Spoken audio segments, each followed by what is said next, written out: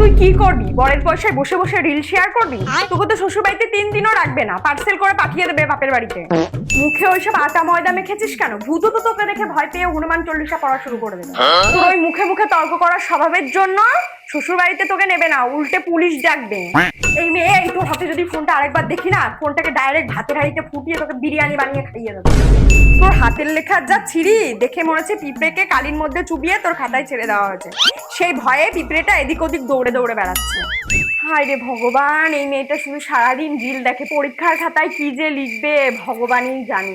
এই পরীক্ষার খাতায় কি তুই নাচ করে আসবি? এক্সামিনার তোর খাতায় গোল্লা দেবে, দিয়ে লিখবে keep it up, nice performance.